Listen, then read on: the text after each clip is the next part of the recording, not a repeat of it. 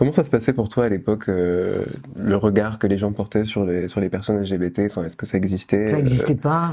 Tu rigoles. autour de toi? Déjà à 13 ans ou 14 ans, 15 ans, quand on flirtait avec un garçon, ton père il te courait derrière et il te frappait. Alors en plus homosexuel, non mais tu rigoles. C'est vrai.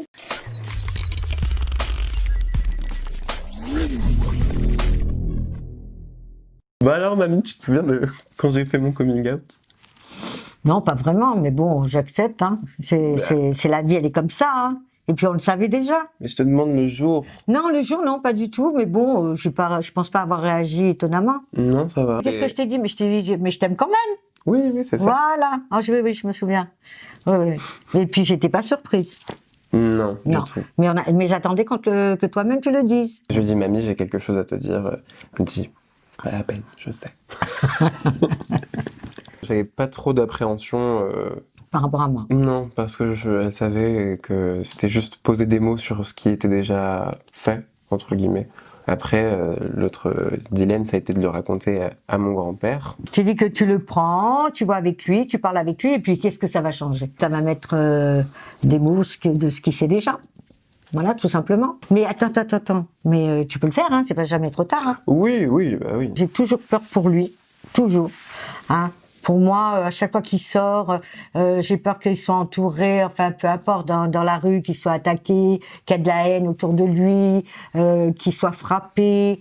Voilà, et en plus il est juif. Alors ça, plus ça, ça m'effraie énormément. Et une fois, on est partis en Israël tous les deux. Oh là là là là. Je l'ai emmené avec moi. Et dans l'avion, il me dit, tu sais, mamie, hein, je vais pas pouvoir rester avec toi. Hein. Je fais, ah bon, pourquoi? Mais on devait passer des vacances ensemble. Oui, mais tu sais, mamie, je vais partir à Tel Aviv. Je fais, ouais, d'accord, allez, va, j'ai compris. Donc, tu vois, il m'a lâché grave dans l'avion, après l'avion. Oui, j'étais un petit peu abandonné dans ta Voilà, région de toute vieux. la semaine, tu m'as abandonné. Ouais. On s'est récupéré à l'avion pour repartir. J'ai accepté parce que j'ai compris que il avait porte à faire. Bah écoute, j'ai puis pas bon, frappé c'est à beaucoup normal. de portes. Hein. Non, mais c'est normal. Moi, je l'ai compris. Parlons de ça. Tu m'as déjà vu ou pas en drague? Non. Ben non, en photo, c'est tout. Ouais, bon bah écoute, je reviens alors. Ah, t'es tout en noir comme moi? Ah ouais? Ah, t'as fait exprès, hein? Non, on s'est pas concerté en plus. Non. C'est joli ces chaussures, hein? T'aimes bien? Ouais, moi je préfère ça que les talons. Les compenser? Ouais, j'aime pas. Ouais, je vois desquels tu parles. J'aime pas. Et tu arrives à tenir dessus? Toute la nuit. Pas possible. Je vais peut-être me rechanger parce que je t'avoue, sous la perruque, là, enfin, les cheveux, ça fait un poids et ça fait chaud. Ouais, c'est ça. Comment ça se passait pour toi à l'époque, le regard que les gens portaient sur les personnes LGBT? Enfin, est-ce que ça existait Ça n'existait pas. Tu rigoles. autour de toi? Enfin, Il y a certainement des hommes qui se mariaient avec des femmes alors qu'ils étaient homosexuels et des filles qui étaient lesbiennes et qui se mariaient avec un homme pour pas montrer à la famille tels qu'ils étaient. je crois que ça arrivait un peu de papy en plus. Ouais, c'est vrai. J'ai passé dans un côté d'un ami à papy, s'est marié, 3 gosses et après il a fini par divorcer. Et c'était plus tabou, oui. C'était plus tabou. Ah, déjà à 13 ans ou 14 ans, 15 ans, quand on flirtait avec un garçon, ton père il te courait derrière et il te frappait. Alors en plus homosexuel, non mais tu rigoles, c'est vrai. J'avais un petit voisin, il avait notre âge et le pauvre, il était toujours battu, frappé. Et après, il a vécu dans l'escalier de ma maman et en vieillissant, tout le monde a fini par accepter son. Attends, il vivait dans l'escalier? Oui. Dans l'escalier? Oui, dans la cage d'escalier? Non, il vivait dans le palier. dans le palier, dans l'escalier. L'escalier, on appelait ça l'escalier, voilà, c'est ça. Oui, le palier. Okay. Voilà. Quand il partait en boîte, il se faisait attaquer par des gens du quartier, par des trucs des voyous, quoi. Il était malheureux, en fait. Hein.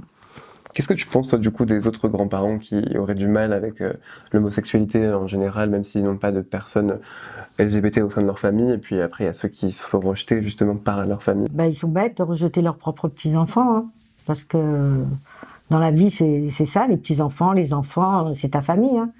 Tu l'acceptes telle qu'elle est, ta famille. Hein. Ma grand-mère, c'est un tout. Je pense qu'elle me ressemble tellement. Elle essaye de vivre avec son temps, beaucoup, et je pense que c'est une grosse torgnole que de lui faire intégrer les choses de la communauté LGBT parce qu'elle a jamais su en fait comment s'y prendre et aujourd'hui elle fait la démarche de venir ici pour témoigner et je trouve ça admirable de sa part. Elliot, c'est ma star.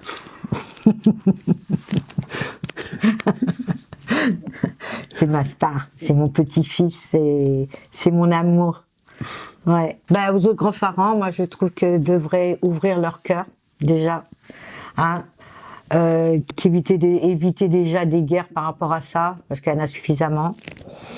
Et puis, au contraire, qu'ils puissent aider leurs propres enfants, leurs propres petits-enfants, et leur donner tout leur amour, c'est important. Le principal, c'est que nous on t'aime et que tu sois là, et puis voilà, c'est tout. Hein. Oh, nounouche.